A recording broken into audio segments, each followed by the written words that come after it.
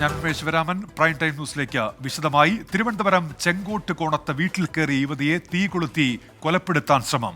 സരിത എന്ന യുവതിക്ക് ആക്രമണത്തിൽ ഗുരുതരമായി പൊള്ളലേറ്റു. പൗടിക്കോണം ചെല്ലമംഗലം സ്വദേശിയായ ബിനുവാണ് ആക്രമിച്ചത്. ബിനുവിന്റെ ദേഹത്തും തീ പടർന്നതോടെ വീടിന് പിന്നിലെ കിണറ്റിലേക്ക് ചാടുകയായിരുന്നു.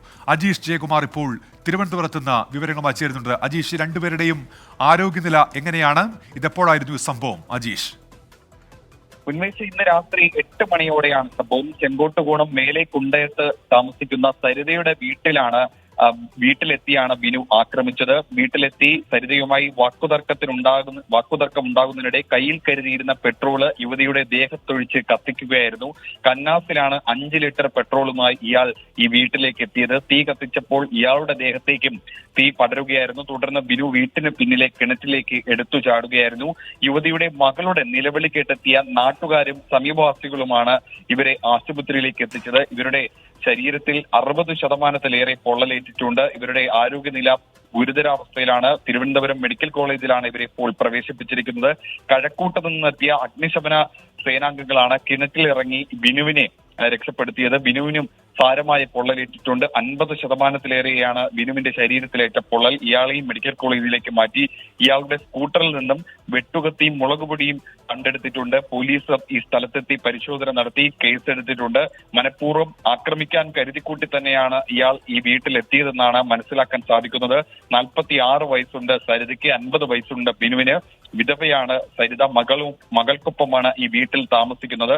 ബിനുവുമായി കുറച്ചു നാളായി അടുപ്പത്തിലായിരുന്നു. എന്നാൽ പെട്ടെന്നുള്ള ആക്രമണത്തിന് കാരണം എന്താണെന്ന് കണ്ടെത്തേണ്ടതുണ്ട്. എന്തായാലും ഇരുവരുടെയും ആരോഗ്യനില ഗുരുതരാവസ്ഥയിലാണ്. മെഡിക്കൽ കോളേജിലാണുള്ളത്. ഇപ്പോൾ അജീഷ് ജയകുമാർ തിരുവനന്തപുരത്ത് നിന്ന്. ആനപ്പേടിയിൽ അണപൊട്ടി ജനരോഷം.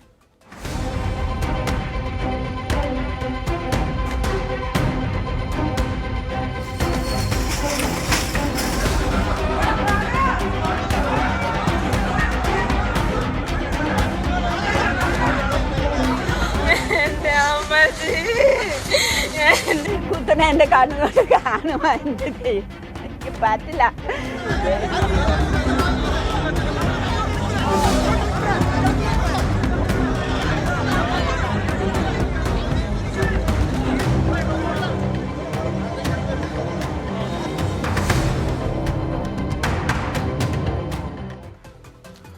സംസ്ഥാനത്ത് കാട്ടാനയാക്രമണത്തിൽ ഒരു ജീവൻ കൂടി നഷ്ടമായി. ഇടുക്കി കാഞ്ഞിരവേലി സ്വദേശി ഇന്ദിരയാണ് മരിച്ചത്.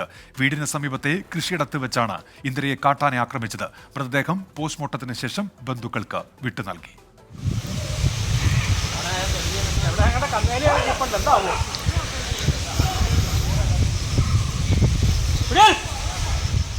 കൃഷിയിടത്തിൽ ജോലി ചെയ്തിരുന്ന ഭർത്താവ് രാമകൃഷ്ണന് ഭക്ഷണവുമായി പോകും വഴിയാണ് 71 വയസ്സുള്ള ഇന്ദിര ഒറ്റയാന് മുന്നിൽപ്പെട്ടത്. ഇന്ദിരയെ ആന തുമ്പിക്കൈ കൊണ്ട് അടിച്ച് വീഴ്ത്തിയെന്ന് നാട്ടുകാർ. ഗുരുതരമായി പരിക്കേറ്റ ഇന്ദിരയെ കോതമംഗലത്തുള്ള ആശുപത്രിയിൽ എത്തിച്ചപ്പോഴേക്കും ജീവൻ നഷ്ടമായി. കാട്ടാനാക്രമണം നേരിൽ കണ്ട അയൽവാസി സൂസന് ഭയം വിട്ടുമാറിയിട്ടില്ല. ആനയുടെ നാലുകാലിലുണ്ട് ഇന്ദിരാമ്മേനെ ചവിട്ടിയിട്ടാണ് ആന ഇങ്ങോട്ട് കടന്നു വന്ന് തിരിഞ്ഞു വന്ന ആന കുത്തി കൊലവിളിയും വിളിച്ചാണ് കുത്തണ എന്റെ കണ്ണുകൊണ്ട് കാണുവാൻ എന്ത് ചെയ്യും. പ്രദേശത്ത് കാട്ടാനയാക്രമണം സ്ഥിരമാണ്. ജനവാസ മേഖലയിൽ ഇറങ്ങുന്ന ആനയെ തുരത്തിയാൽ പുഴ കടന്ന് അക്കരയിലേക്ക് പോകും. അവിടെയും ആൾതാമസമുള്ള സ്ഥലം. അവിടെ നിന്ന് തുരത്തിയാൽ ആന വീണ്ടും ഇക്കരയെത്തും. ആനശല്യം കാരണം ജീവിക്കാൻ കഴിയാത്ത അവസ്ഥയിലാണ് പ്രദേശവാസികൾ. സ്ഥലത്ത് വനംവകുപ്പിന്റെ ഇടപെടൽ കാര്യക്ഷമമല്ലെന്ന വിമർശനം ശക്തമാണ്. ഫോറസ്റ്റുകാർക്ക് യാതൊരു ഉത്തരവാദിത്വമില്ല. അവർക്ക് ഇവിടെ ഓഫീസിൽ ഇരുന്ന് ശമ്പളം മേടിക്കുക, വടക്കലുള്ള കാശ് പുറകെ എന്തെങ്കിലും ചെയ്യുക, കച്ചവടമായി അതായത് ഇങ്ങനെ കച്ചവടം ചെയ്ത് അവർക്കൊക്കെ നടക്കുക. ഈ ഫോറസ്റ്റുകാരെ ഇതിനെപ്പറ്റി ഒരു കാരണം അന്വേഷിക്കണോ ഒന്നും ചെയ്യണില്ല.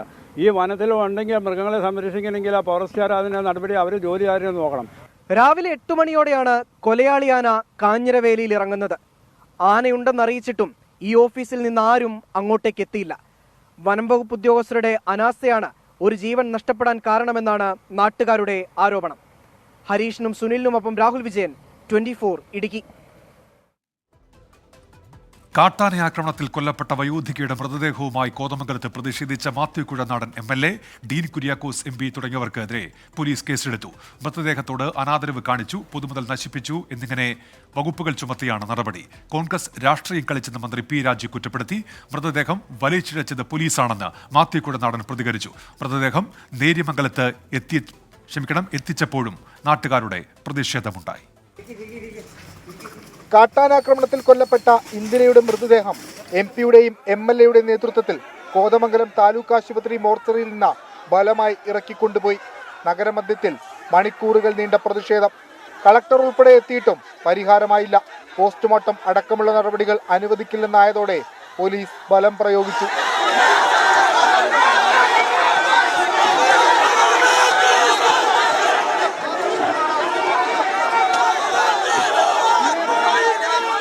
പോലീസ് മർദ്ദിച്ചെന്ന ബന്ധുക്കൾ ഉൾപ്പെടെ ആരോപിച്ചു. അവരിവിടെ പിടിച്ച് വലിച്ച് പറിച്ച് ഞാൻ ഇങ്ങനെ പോയത് ഇങ്ങനെ കൊണ്ടുപോകല്ലേ എന്റെ പെങ്ങളാന്ന് പറഞ്ഞ് പിടിച്ചോണ്ടിരിക്കുകയാണ്. അവരെ കയ്യെ പിടിച്ച് വലിച്ച് കൈ രണ്ട് കൈ. ഏറെ പണിപ്പെട്ടാണ് മൃതദേഹം പോലീസ് വീണ്ടും മോർച്ചറിയിൽ എത്തിച്ച നടപടികൾ പൂർത്തിയാക്കിയത്. കോൺഗ്രസ് ജനപ്രതിനിധികളുടേത് സങ്കുചിത രാഷ്ട്രീയ താൽപര്യം മാത്രമെന്ന കോതമംഗലത്തെത്തി ബന്ധുക്കളെ കണ്ട ശേഷം മന്ത്രി P. രാജീവ് കുറ്റപ്പെടുത്തി. മൃതദേഹത്തോട് അനാദരവ് കാണിച്ചത് പോലീസും സർക്കാരുമെന്നും കേസെടുത്ത് ഭയപ്പെടുത്താൻ ശ്രമിക്കേണ്ടെന്നും മാത്യു കുഴൽനാടൻ.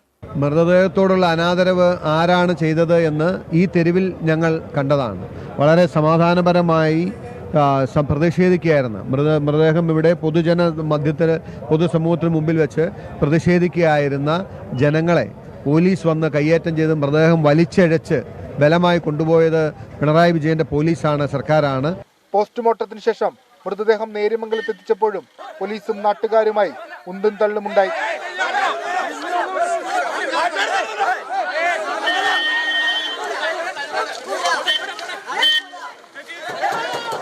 കാട്ടാനാക്രമണത്തിൽ മരിച്ച ഇന്ദിരയുടെ കുടുംബത്തിന് 10 ലക്ഷം രൂപ ധനസഹായം സർക്കാർ കൈമാറി.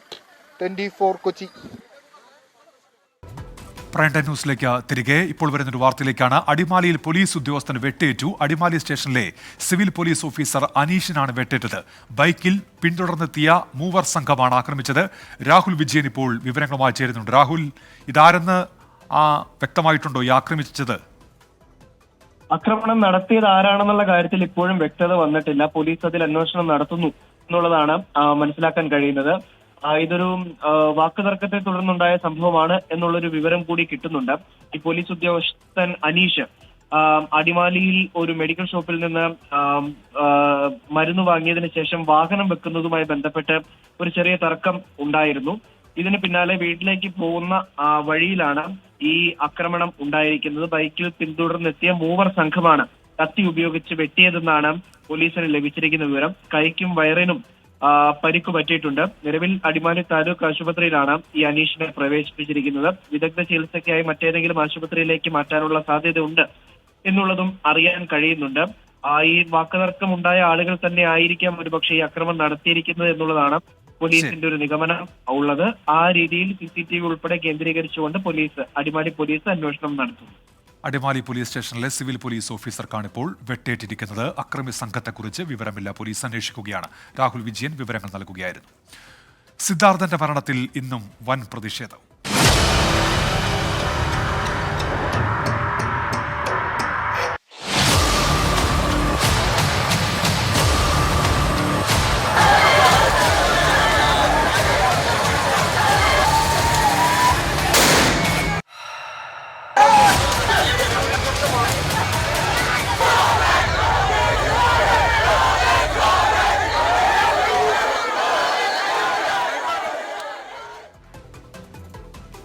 വിദ്യാർത്ഥി JS സിദ്ധാർത്ഥന്റെ മരണവുമായി ബന്ധപ്പെട്ട കേസിൽ പ്രതികൾക്കെതിരെ ക്രിമിനൽ ഗൂഢാലോചന കുറ്റം ചുമത്തി.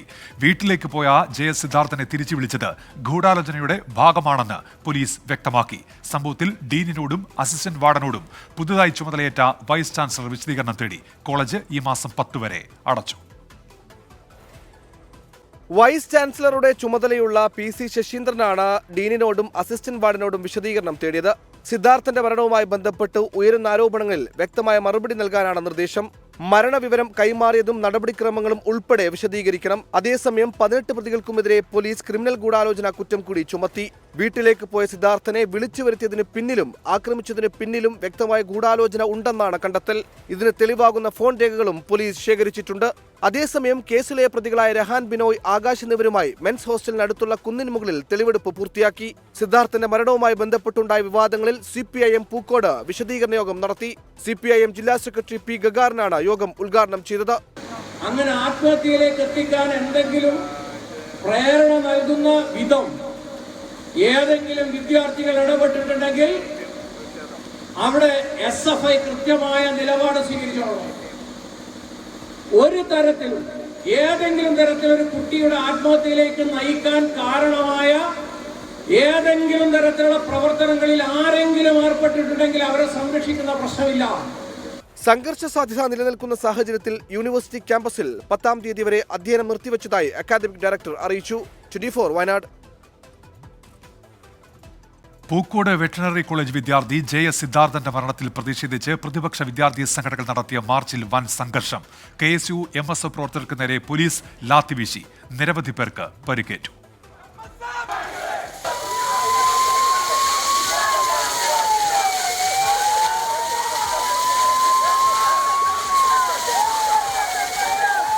കേസ് അട്ടിമറിക്കാൻ ശ്രമം നടക്കുന്നതായി KSUവും SFIയും. പൂക്കോട് വെറ്ററിനറി സർവകലാശാല ക്യാമ്പസിലേക്ക് KSU നടത്തിയ മാർച്ചിന് നേരെ പോലീസ് പലതവണ ജലപീരങ്കി പ്രയോഗിച്ചുവെങ്കിലും പ്രവർത്തകർ പിന്തിരിഞ്ഞില്ല.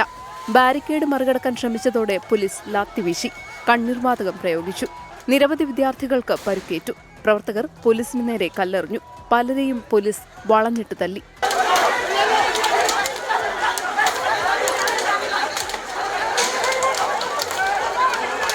MSF പ്രത്യക്ഷമായാണ് മാർച്ച് സംഘടിപ്പിച്ചത് എങ്കിലും സംഘർഷമായതോടെ KSU MSF സംയുക്ത സമരമായി മാറി.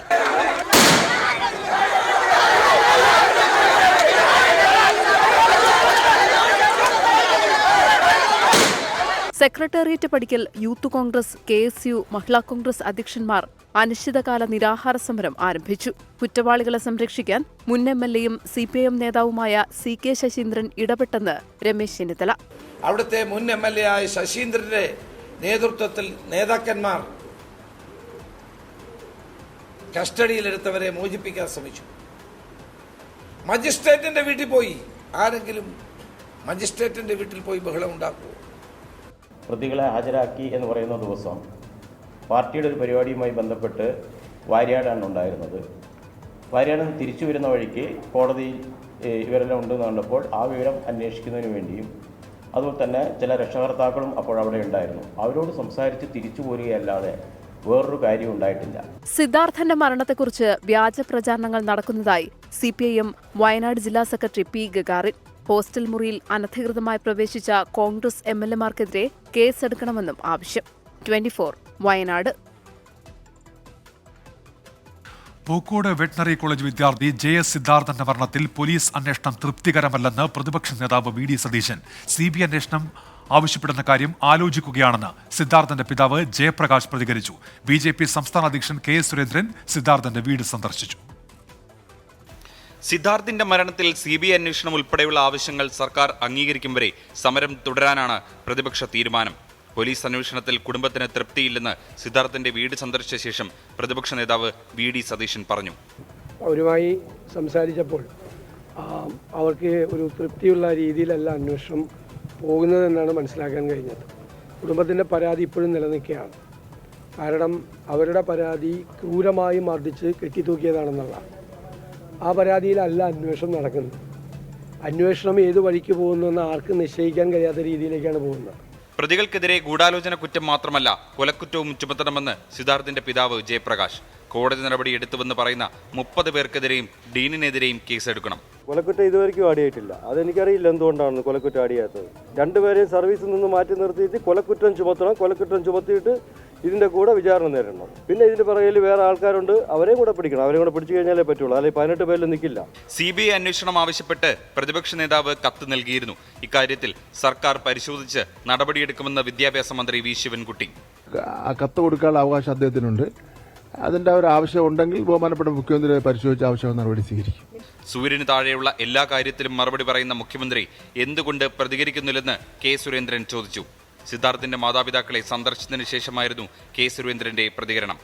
24 തിരുവനന്തപുരം. പൂക്കോട് വെറ്ററിനറി കോളേജിലെ ജയസിദ്ധാർത്ഥന്റെ മരണത്തിൽ കുറ്റക്കാർ ശിക്ഷിക്കപ്പെടണമെന്നതാണ് CPIM നിലപാടെന്ന് സംസ്ഥാന സെക്രട്ടറി MV ഗോവിന്ദൻ. ധീരജ് കൊല്ലപ്പെട്ടപ്പോൾ പ്രതികളെ സംരക്ഷിക്കുന്ന നിലപാടാണ് പ്രതിപക്ഷ നേതാവും KPCC അധ്യക്ഷനും സ്വീകരിച്ചത്. എന്നാൽ തെറ്റായതിനെ CPIM അംഗീകരിക്കില്ല. SFIയെ തകർക്കാനുള്ള ശ്രമങ്ങൾ അനുവദിക്കില്ലെന്നും CPIM സംസ്ഥാന സെക്രട്ടറി വ്യക്തമാക്കി. വയനാട്ടിലുണ്ടായ വെറ്ററിനറി കോളേജുമായിട്ട് ബന്ധപ്പെട്ടുണ്ടായ കേസ് ഞങ്ങൾ ഉറപ്പിച്ചു പറഞ്ഞു. ഞാൻ അന്ന് തന്നെ പറഞ്ഞു. എന്നോട് പത്രക്കാർ ചോദിച്ചു, ഇങ്ങനെയൊരു സംഭവം ഉണ്ടായിട്ടുണ്ട്. ഞാൻ പറഞ്ഞു, മുഖം നോക്കാതെ നടപടി സ്വീകരിക്കണം. ആര് എന്ന പ്രശ്നമില്ല. അപ്പൊ ഞാൻ SFI ആയാലും ഉൾപ്പെടെ ആരായാലും അവരാരെയെങ്കിലും സംരക്ഷിക്കാൻ communist party of India Marxist ഇല്ല, SFI ഇല്ല എന്ന് SFIക്കാരും പറഞ്ഞു. ആവശ്യമായ നിലപാട് സ്വീകരിക്കും അവർ പ്രഖ്യാപിച്ചു. പൂക്കോട് വെറ്ററിനറി കോളേജിലെ പ്രതിഷേധത്തിനിടെയുണ്ടായ പോലീസ് നടപടിയിൽ പ്രതിഷേധിച്ച് KSU നാളെ വിദ്യാഭ്യാസ ബന്ദിന് ആഹ്വാനം ചെയ്തു. നാളെ നിശ്ചയിച്ചിട്ടുള്ള SSLC, ഹയർ സെക്കൻഡറി, യൂണിവേഴ്സിറ്റി തല പരീക്ഷകളെ ബന്ദിൽ നിന്ന് ഒഴിവാക്കിയിട്ടുണ്ട് എന്ന് നേതൃത്വം വ്യക്തമാക്കി. പരീക്ഷാ സമയത്ത് വിദ്യാഭ്യാസ ബന്ദ് പ്രഖ്യാപിച്ചത് വിദ്യാർത്ഥികളോട് ചെയ്യുന്ന ദ്രോഹമാണെന്ന് മന്ത്രി V ശിവൻകുട്ടി കുറ്റപ്പെടുത്തി. കോഴിക്കോട് കൊയിലാണ്ടിയിൽ കോളേജ് വിദ്യാർത്ഥിയെ മർദ്ദിച്ച കേസിൽ SFI പ്രവർത്തകർ ഉൾപ്പെടെ 5 പേർക്കെതിരെ നടപടി. കോളേജ് ചെയർമാൻ ഉൾപ്പെടെയുള്ളവരെ അന്വേഷണ വിധേയമായി സസ്പെൻഡ് ചെയ്തു. സംഭവത്തിൽ പോലീസ് അന്വേഷണം തുടരുകയാണ്. Koyilandy R. Shankar memorial SNDP കോളേജിലെ 2ാം വർഷ ബിരുദ വിദ്യാർത്ഥി അമലിന് മർദ്ദനമേറ്റ സംഭവത്തിലാണ് നടപടി. അമൽ പ്രിൻസിപ്പലിന് നൽകിയ പരാതിയിൽ college chairman R. Abhayakrishna, college union secretary AR. Anunath എന്നിവരെയും നേരത്തെ അനുനാഥിനെ ആക്രമിച്ച സംഭവവുമായി ബന്ധപ്പെട്ട് മുഹമ്മദ് ഷഫാഖ്, ആദിത്യൻ, ആദർശ് എന്നിവർക്കെതിരെയുമാണ് പ്രിൻസിപ്പൽ ഡോക്ടർ CP സുജേഷ് നടപടി സ്വീകരിച്ചത്. റാഗിംഗ് പരാതി ഉയർന്ന സാഹചര്യത്തിൽ ആന്റി റാഗിംഗ് വിഭാഗം അന്വേഷിക്കുമെന്നും പ്രിൻസിപ്പൽ വ്യക്തമാക്കി. കോളേജിൽ ഇതുമായി ബന്ധപ്പെട്ട് ലഭിച്ച മൊത്തം പരാതികളുടെ സമഗ്രമായ അന്വേഷണത്തിന് വേണ്ടി കോളേജ് തലത്തിൽ ഒരു എൻക്വയറി കമ്മീഷൻ രൂപീകരിച്ചു. റാഗിംഗ് പരാമർശമുള്ളതുകൊണ്ട് ഈ പരാതിയുമായി ബന്ധപ്പെട്ട് റാഗിംഗ് ഉണ്ടോ ഇല്ലയോ എന്നുള്ള അന്വേഷണത്തിനായി ആൻറ്റി റാഗിംഗ് കമ്മിറ്റിക്ക് ഈ പരാതികളെല്ലാം റെഫർ ചെയ്തു. അമലിന്റെ പിതാവ് നൽകിയ പരാതിയിൽ പോലീസ് അന്വേഷണം തുടരുകയാണ്. അഭയകൃഷ്ണ, നവജ്യോത്, അനുനാഥ്, അഭിനന്ദ് എന്നിവർക്ക് പുറമെ കണ്ടാലറിയാവുന്ന 20 പേർക്കെതിരെയും പോലീസ് കേസെടുത്തിട്ടുണ്ട്. ആദ്യ 4 പ്രതികൾക്കെതിരെ ജാമ്യമില്ലാ വകുപ്പുകൾ ചുമത്തിയാണ് കേസെടുത്തിരിക്കുന്നത്. 24 കോഴിക്കോട്. റേഷൻ വിതരണവും റേഷൻ കാർഡ് മസ്റ്ററിംഗും നടക്കുന്നതിനാൽ സംസ്ഥാനത്ത് റേഷൻ കടകളുടെ സമയം താൽക്കാലികമായി പുനഃക്രമീകരിച്ചു. 7 ജില്ലകളിൽ രാവിലെ 8 മണി മുതൽ ഉച്ചയ്ക്ക് 1 മണി വരെയും 7 ജില്ലകളിൽ ഉച്ചയ്ക്ക് ശേഷം 2 മണി മുതൽ രാത്രി 7 മണി വരെയും റേഷൻ കടകൾ പ്രവർത്തിക്കും. നാളെ മുതൽ 9-ാം തീയതി വരെയാണ് നിയന്ത്രണം. ശിവരാത്രി ആയതുകൊണ്ട് 8-ാം തീയതി റേഷൻ കടകൾക്ക് അവധിയാണ്. പരിഹരിക്കാനാവാതെ ശമ്പള പ്രതിസന്ധി.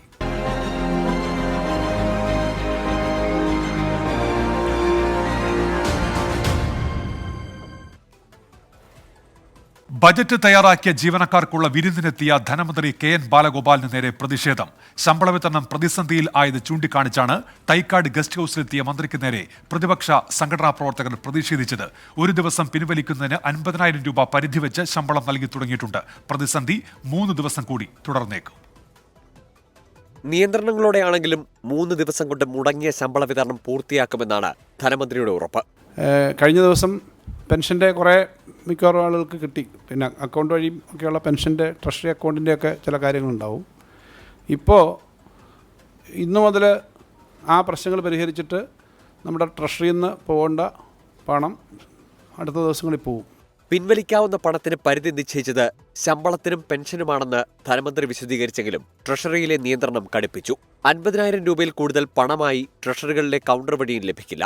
ഇത് നിക്ഷേപങ്ങൾ പിൻവലിക്കുന്നതിനും ബാധകമാണ്. ഒരുമിച്ച് ബൾക്കായിട്ട് ഒരുമിച്ച് വന്നു കഴിഞ്ഞാൽ നിങ്ങൾക്കറിയാം, ഇതിൻ്റെ ഹൈവേ ഇതിൻ്റെ പ്രശ്നം വരുന്നതുകൊണ്ട് ഒരു ലിമിറ്റ് ചെയ്തിട്ട് ചില പത്രങ്ങളൊക്കെ എഴുതിയിട്ടുണ്ട്. ഒരു ലിമിറ്റ്, ഒരു 50,000-ൻ്റെയൊക്കെ ഒരു ലിമിറ്റ് വെച്ചിട്ട് ഒരു ദിവസം വിഡ്രോ ചെയ്യുന്നതിൻ്റെ തരത്തിലേക്ക് ഒരു ലിമിറ്റ് വരും. അല്ലെങ്കിൽ ഒരുമിച്ച് ഈ വിഡ്രോയിൽ ബാങ്കുകളിലൊക്കെ ഉണ്ടല്ലോ അത്. അപ്പോൾ ഒരുമിച്ച് ഇത് വരുമ്പോൾ അതനുസരിച്ച് എടുക്കാൻ പറ്റുന്ന സ്ഥിതി തന്നെയാണ് കാര്യങ്ങൾ. ആദ്യ ദിവസം ശമ്പളം മുടങ്ങിയത് സാങ്കേതിക പ്രശ്നമാണെന്ന് ആവർത്തിക്കുമ്പോഴും ഇപ്പോഴത്തെ നിയന്ത്രണം പണലഭ്യതയുമായി ബന്ധപ്പെട്ട പ്രശ്നമാണെന്ന് ധനവകുപ്പ് അംഗീകരിക്കുന്നുണ്ട്. ധനമന്ത്രി പച്ചക്കള്ളം പറയുന്നുവെന്ന് പ്രതിപക്ഷ നേതാവ് VD സതീശൻ. ഇവർ ജനങ്ങളെ കബളിപ്പിക്കുകയാണ്. ഈ ദുർഭരണത്തിന്റെ ബാക്കി പത്രമാണ് ഈ ഖജനാവ്. അതുകൊണ്ട് നിരന്തരമായ സമരത്തിലേക്ക് നമ്മൾ പോകേണ്ടി വരും. ധനമന്ത്രി രാജിവെക്കുന്നതാണ് നല്ലതെന്ന് BJP സംസ്ഥാന അധ്യക്ഷൻ കെ സുരേന്ദ്രൻ. ശമ്പള പ്രതിസന്ധിക്കിടെ ബജറ്റ് തയ്യാറാക്കിയ ജീവനക്കാർക്കൊരുക്കിയ വിരുന്നിൽ പങ്കെടുക്കാൻ തൈക്കാട് ഗസ്റ്റ് ഹൌസിലെത്തിയ ധനമന്ത്രിക്ക് നേരെ പ്രതിപക്ഷ സംഘടനാ പ്രവർത്തകർ പ്രതിഷേധിച്ചു. ജീവനക്കാരും പോലീസും തമ്മിൽ ഉന്തും തള്ളുമുണ്ടായി.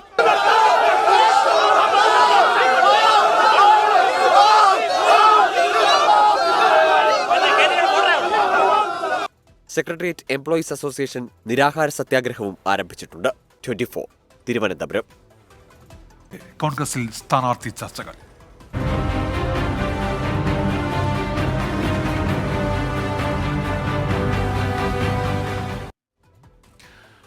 ലോക്സഭാ തെരഞ്ഞെടുപ്പിലെ സ്ഥാനാർത്ഥി നിർണയത്തിനുള്ള കേന്ദ്ര സമിതി യോഗങ്ങൾക്ക് തയ്യാറെടുത്ത് കോൺഗ്രസ്. കേരളത്തിന്റെ പട്ടിക വ്യാഴാഴ്ച ചർച്ച ചെയ്യും. പ്രിയങ്ക ഗാന്ധിയെ ദാമൻ ദ്വീപിൽ നിന്ന് മത്സരിപ്പിക്കാനും നീക്കമുണ്ട്. ഈ മാസം 7-ന് ആരംഭിക്കുന്ന തെരഞ്ഞെടുപ്പ് സമിതി യോഗങ്ങൾ 3 ദിവസത്തിനകം പൂർത്തിയാക്കി 10-ന് ആദ്യഘട്ട സ്ഥാനാർത്ഥി പട്ടിക പ്രഖ്യാപിക്കാനാണ് നീക്കം. സ്ക്രീനിംഗ് കമ്മിറ്റി തയ്യാറാക്കിയ കേരളത്തിലെ സ്ഥാനാർത്ഥി പട്ടികയിൽ വ്യാഴാഴ്ചയാകും ചർച്ച. ഇന്ത്യ സഖ്യത്തിൽ സീറ്റ് വിഭജനം പൂർത്തിയാക്കിയ മണ്ഡലങ്ങളിലെ സ്ഥാനാർത്ഥികളെ കോൺഗ്രസ് ആദ്യഘട്ടത്തിൽ പ്രഖ്യാപിക്കും. പ്രിയങ്ക ഗാന്ധി മത്സരിക്കുമെന്ന് സൂചന നൽകി ദാമൻ ദിയോ PCC രംഗത്തെത്തി. ഹൈക്കമാൻഡ് നിർദ്ദേശത്തോടെ വിവരശേഖരണം ആരംഭിച്ചതായി PCC അധ്യക്ഷൻ അറിയിച്ചു. പ്രിയങ്ക ഗാന്ധിയുടെ സ്ഥാനാർത്ഥിത്വം ദക്ഷിണ ഗുജറാത്തിലും സൗരാഷ്ട്ര മേഖലയിലും ഗുണം ചെയ്യുമെന്നാണ് കോൺഗ്രസിന്റെ വിലയിരുത്തൽ. ജർമ്മൻ മാതൃകയിൽ അപ്രന്റീസ്ഷിപ്പ്, കർഷക വോട്ടുകളെ ഉന്നം വെച്ച് താങ്ങുവിലയിൽ നിയമപരമായ ഉറപ്പ്, ജാതി സെൻസസ്, ചോദ്യപേപ്പർ ചോർന്നാൽ ഉദ്യോഗാർത്ഥികൾക്ക് നഷ്ടപരിഹാരം എന്നിവയാകും കോൺഗ്രസിന്റെ പ്രധാന വാഗ്ദാനം. സ്ഥാനാർത്ഥി പ്രഖ്യാപനത്തിന് പിന്നാലെ അടുത്തയാഴ്ചയാകും കോൺഗ്രസ് പ്രകടന പത്രിക പുറത്തിറക്കുക. 24 ഡൽഹി. ലോക്സഭാ തെരഞ്ഞെടുപ്പ് അടുത്തിരിക്കെ ഗുജറാത്തിലും കോൺഗ്രസിന് തലവേദനയായി നേതാക്കളുടെ കൊഴിഞ്ഞുപോക്ക്. മുതിർന്ന നേതാവും മുൻ PCC പ്രസിഡന്റുമായ അർജുൻ മോദ്വാദിയും PCC വർക്കിംഗ് പ്രസിഡന്റ് അംബരീഷ് ധറും പാർട്ടി വിട്ടു. ഇരുവരും നാളെ BJPയിൽ ചേരും. നരേന്ദ്രമോദി മുഖ്യമന്ത്രിയായ കാലത്ത് പ്രതിപക്ഷ നേതാവും PCC പ്രസിഡന്റുമൊക്കെയായിരുന്നു അർജുൻ മോദ്വാദിയ. ഒരു കാലത്ത് ഗുജറാത്തിൽ കോൺഗ്രസിന്റെ മുഖം. തുടർ തോൽവികൾക്കൊടുവിൽ 2022 നടന്ന നിയമസഭാ തെരഞ്ഞെടുപ്പിൽ പോർബന്തറിൽ നിന്ന് വീണ്ടും അദ്ദേഹം നിയമസഭയിലേക്കെത്തി. പക്ഷേ നേതൃത്വവുമായി ത്വരച്ചേർച്ചയുണ്ടായില്ല. അയോധ്യയിലേക്ക് പോകാതിരുന്ന കോൺഗ്രസ് നിലപാടിൽ പ്രതിഷേധിച്ചാണ് രാജി എന്നാണ് മല്ലികാർജുൻ ഖർഗെയ്ക്ക് അയച്ച കത്തിൽ കാരണമായി പറയുന്നത്. നേരത്തെ പ്രതിഷേധം പരസ്യമായി പ്രകടിപ്പിക്കുകയും ചെയ്തിരുന്നു. പാർട്ടി അംഗത്വത്തിനൊപ്പം MLA സ്ഥാനവും രാജിവെച്ചിട്ടുണ്ട്. അർജുൻ മോദ്വാദിയയുടെ അനുയായി കൂടിയാണ് ഒപ്പം രാജിവെച്ച അംബരീഷ് ധർ. അമ്രേലിയിലെ രജുല മണ്ഡലത്തിൽ നിന്നുള്ള MLA ആണ്. എന്നാൽ അംബരീഷിനെ നേരത്തെ തന്നെ പാർട്ടിയിൽ നിന്ന് പുറത്താക്കിയിട്ടുള്ളതാണെന്ന് സംസ്ഥാന അധ്യക്ഷൻ അറിയിച്ചു. താൻ ഈ വിവരം രാജിവെക്കും വരെ അറിഞ്ഞിട്ടില്ലെന്ന് അംബരീഷും തിരിച്ചടിച്ചു. ഇരുവരും നാളെ BJPയിൽ ചേരും. വ്യാഴാഴ്ച രാഹുൽ ഗാന്ധിയുടെ നേതൃത്വത്തിലുള്ള ഭാരത് ജോഡോ ന്യായയാത്ര ഗുജറാത്തിൽ പ്രവേശിക്കാനിരിക്കെയാണ് പ്രധാനപ്പെട്ട നേതാക്കളുടെ കൊഴിഞ്ഞുപോക്ക്. 24 മുംബൈ. തമിഴ്നാട്ടിൽ DMK സർക്കാരിനെ രൂക്ഷമായി വിമർശിച്ച പ്രധാനമന്ത്രി നരേന്ദ്രമോദി. ബാങ്ക് വഴി ആനുകൂല്യങ്ങൾ വിതരണം ചെയ്യുന്നതിനെ DMKയും കോൺഗ്രസും എതിർക്കുന്നത് കൊള്ളയടിക്കാൻ പറ്റാത്തതുകൊണ്ടാണെന്ന് നരേന്ദ്രമോദി കുറ്റപ്പെടുത്തി. കൽപ്പാക്കം അറ്റോമിക് റിസർച്ച് സെന്ററിലെ ഫാസ്റ്റ് ബ്രീഡർ റിയാക്ടർ പ്രധാനമന്ത്രി നാടിന് സമർപ്പിച്ചു. DMK और कांग्रेस जैसी पार्टियां कहती हैं, उनका मोटो है फैमिली फर्स्ट और मोदी कहता है नेशन फर्स्ट. ചെന്നൈയിലെ BJP പൊതുയോഗത്തിലാണ് പ്രധാനമന്ത്രി രൂക്ഷമായ വിമർശനം ഉന്നയിച്ചത്. DMKയും കോൺഗ്രസും അവരുടെ കുടുംബത്തിനാണ് പ്രഥമ പരിഗണന നൽകുന്നത്. BJPയും താനും രാജ്യത്തിനാണ് പരിഗണന നൽകുന്നത്. സുപ്രീം കോടതിയിൽ നിന്ന് ഇന്ന് വന്ന വിധി അഴിമതിക്കാരായ ഇന്ത്യ മുന്നണിയിലെ പാർട്ടികൾക്ക് വലിയ തിരിച്ചടിയാണ്. ബാങ്കുകൾ വഴി ആനുകൂല്യങ്ങൾ വിതരണം ചെയ്യുന്നതിനെ DMK പോലുള്ള പാർട്ടികൾ എതിർക്കുന്നു. കൊള്ളയടിക്കാൻ പറ്റാത്തതാണ് വിമർശനത്തിന് കാരണം. മോദി സർക്കാർ കൊള്ളയടിക്കുകയല്ല, മറിച്ച് കൊള്ളയടിക്കപ്പെട്ട പണം തിരിച്ചെടുത്ത് സാധാരണക്കാർക്ക് വിതരണം ചെയ്യുകയാണെന്നും പ്രധാനമന്ത്രി പറഞ്ഞു. DMK के लोग संकट के समय फ्लड मैनेजमेंट नहीं करते, बल्कि ये मीडिया मैनेजमेंट करने में लगे रहते हैं. लोगों के घरों में पानी भरा हुआ था, लेकिन ये लोग मीडिया से कह रहे थे कि सब ठीक हो गया है. പ്രളയം പോലുള്ള ദുരിത സമയങ്ങളിൽ മീഡിയ മാനേജ്മെന്റാണ് DMK ചെയ്യുന്നത്. തമിഴ്നാട് മുഴുവനും മയക്കുമരുന്ന് വ്യാപകമാണെന്നും ഇതിനെതിരെ ഒരുമിച്ച് പോരാടണമെന്നും നരേന്ദ്രമോദി ആഹ്വാനം ചെയ്തു. ഉച്ചയ്ക്ക് ശേഷം ചെന്നൈയിലെത്തിയ നരേന്ദ്രമോദി കൽപ്പാക്കം അറ്റോമിക് റിസർച്ച് സെന്ററിലെ ഫാസ്റ്റ് ബ്രീഡർ റിയാക്ടർ നാടിന് സമർപ്പിച്ചു. 500 മെഗാവാട്ട് വൈദ്യുതി ഉത്പാദിപ്പിക്കാൻ ശേഷിയുള്ളതാണ് റിയാക്ടർ. വൈദ്യുതോത്പാദന രംഗത്ത് സ്വയം പര്യാപ്തത കൈവരിക്കുകയാണ് രാജ്യത്തിന്റെ ലക്ഷ്യമെന്നും അതിനാണ് ഇത്തരം പദ്ധതികളെന്നും നരേന്ദ്രമോദി പറഞ്ഞു. 24 ചെന്നൈ. ഇലക്ട്രൽ ബോണ്ട് വിവരങ്ങൾ തെരഞ്ഞെടുപ്പ് കമ്മീഷന് കൈമാറാൻ കൂടുതൽ സമയം തേടി SP സുപ്രീം കോടതിയെ സമീപിച്ചു. ജൂൺ 30 വരെ സമയം നീട്ടി നൽകണം എന്നാണ് SPയുടെ ആവശ്യം. വിവരങ്ങൾ ക്രമപ്പെടുത്താനും ഒത്തുനോക്കാനും സമയമെടുക്കും എന്നാണ് സ്റ്റേറ്റ് ബാങ്ക് ഓഫ് ഇന്ത്യയുടെ നിലപാട്. മറ്റന്നാൾ വിശദാംശങ്ങൾ സമർപ്പിക്കാനാണ് ഇലക്ട്രൽ ബോണ്ടിനെതിരെ വിധി പുറപ്പെടുവിച്ച സുപ്രീം കോടതി ബെഞ്ച് SBIക്ക് നൽകിയിരുന്ന നിർദ്ദേശം. SBI റിപ്പോർട്ട് നൽകുന്നത് പ്രകാരം മാർച്ച് 13-നകം ഈ വിവരങ്ങൾ വെബ്സൈറ്റിൽ പ്രസിദ്ധീകരിക്കാനും തെരഞ്ഞെടുപ്പ് കമ്മീഷനെ സുപ്രീം കോടതി അറിയിച്ചിരുന്നു. പ്രൈം ടൈം ന്യൂസിലേക്ക് തിരികെ. പത്തനംതിട്ട ലോക്സഭാ മണ്ഡലത്തിലെ NDA സ്ഥാനാർത്ഥി അനിൽ ആന്റണി PC ജോർജുമായി കൂടിക്കാഴ്ച നടത്തി. PC ജോർജിന് തന്നോട് പിണക്കമുണ്ട് എന്നത് മാധ്യമ സൃഷ്ടിയാണെന്ന് അനിൽ K. ആന്റണി പറഞ്ഞു. ക്രൈസ്തവ സഭകൾ തനിക്ക് നൽകുന്ന പിന്തുണ അനിലിന് നൽകുമോ എന്ന കാര്യത്തിൽ സംശയമുണ്ടെന്നായിരുന്നു PC ജോർജിന്റെ പ്രതികരണം. നെടുമ്പാശ്ശേരി അന്താരാഷ്ട്ര വിമാനത്താവളത്തിൽ നിന്ന് അനിൽ K. ആന്റണി നേരെ പോയത് PC ജോർജിന്റെ പിണക്കം തീർക്കാൻ. ഈരാറ്റുപേട്ടയിലെ ജോർജിന്റെ വീട്ടിലെത്തിയ അനിൽ ആന്റണിയെ ഷോൺ ജോർജ് ഷാളണിയിച്ച് സ്വീകരിച്ചു. PC ജോർജ് മധുരം നൽകി.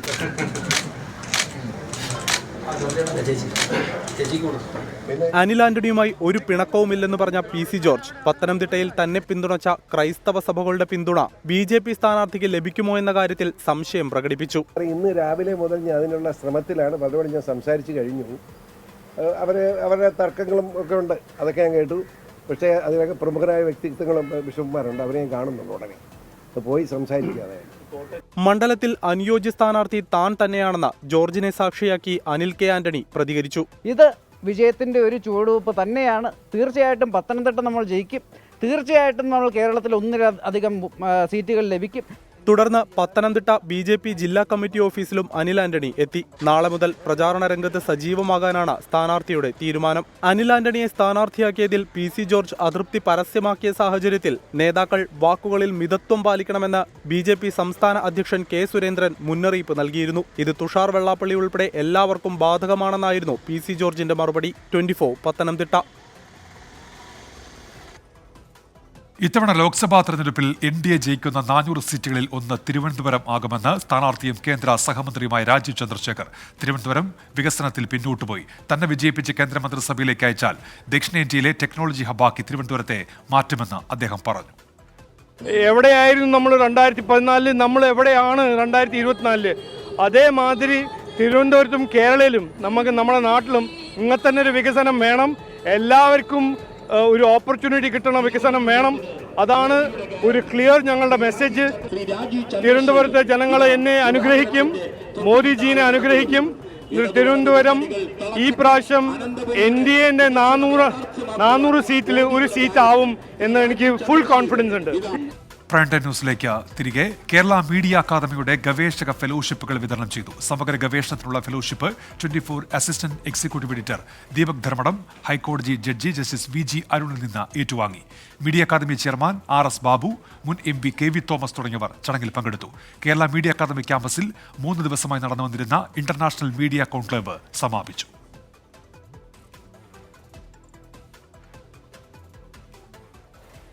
കേബിൾ TV ഓപ്പറേറ്റേഴ്സ് അസോസിയേഷന്റെ 14ാം സംസ്ഥാന സമ്മേളനത്തിന് കോഴിക്കോട് സമാപനമായി. 3 ദിവസമായി തുടരുന്ന സമ്മേളനമാണ് സമാപിച്ചത്. COAയുടെ പുതിയ പ്രസിഡന്റായി പ്രവീൺ മോഹനെയും ജനറൽ സെക്രട്ടറിയായി PB സുരേഷിനെയും ട്രഷററായി ബിനു ശിവദാസിനെയും തെരഞ്ഞെടുത്തു. 3 ദിവസമായി നടന്ന സമ്മേളനത്തിൽ ചെറുകിട കേബിൾ TV രംഗത്തിന് പുറമെ ടൂറിസം, IT, കാർഷിക മേഖലകളിൽ പുതിയ സംരംഭങ്ങൾ തുടങ്ങാനും കൂടുതൽ തൊഴിലവസരങ്ങൾ ഉറപ്പാക്കാനുമുള്ള പദ്ധതികൾക്ക് രൂപം നൽകി. കർഷക സമരത്തിന് COA പിന്തുണ പ്രഖ്യാപിച്ചു. വന്യമൃഗശല്യം പരിഹരിച്ച് ജനത്തിന് സുരക്ഷ ഉറപ്പാക്കണമെന്ന് പ്രമേയത്തിലൂടെ ആവശ്യപ്പെട്ടു. കേരളത്തിലെ ചെറുകിട കേബിൾ TV ഓപ്പറേറ്റർമാരെ ഈ രംഗത്ത് നിന്ന് മാറ്റി നിർത്തുന്നതിന് വേണ്ടി KSCB അടക്കമുള്ള ചില കുത്തക കമ്പനികളുമായി ചേർന്നുകൊണ്ട് സാധാരണ കേബിൾ TV ഓപ്പറേറ്റർമാരെ ദ്രോഹിക്കുന്ന നിലപാടുകൾ സ്വീകരിക്കുന്നുണ്ട്. ആ നിലപാടിനെതിരായ ശക്തമായ സമരവുമായി മുന്നോട്ട് പോകാനാണ് ഞങ്ങൾ തീരുമാനിച്ചിട്ടുള്ളത്. COAയുടെ പുതിയ സംസ്ഥാന പ്രസിഡന്റായി പ്രവീൺ മോഹനെ തെരഞ്ഞെടുത്തു. PB സുരേഷാണ് പുതിയ ജനറൽ സെക്രട്ടറി. ട്രഷററായി ബിനു ശിവദാസിനെയും വൈസ് പ്രസിഡന്റുമാരായി എം മൻസൂർ, ജ്യോതികുമാർ VS, സെക്രട്ടറിമാരായി PSCB, നിസാർ കോയ പറമ്പിൽ എന്നിവരെയും തെരഞ്ഞെടുത്തു. കോഴിക്കോട് ബീച്ചിൽ പൊതുസമ്മേളനത്തോടെയായിരുന്നു സംസ്ഥാന സമ്മേളനത്തിന് തുടക്കമായത്. സമാപനത്തിൽ സ്വാഗത സംഘം ചെയർമാൻ കൂടിയായ Kozhikode corporation deputy mayor CP Muzaffar Ahammed പങ്കെടുത്തു. 24 കോഴിക്കോട്. ഇതോടെ പ്രൈം ടൈം ന്യൂസ് പൂർത്തിയാകുന്നു. Good night.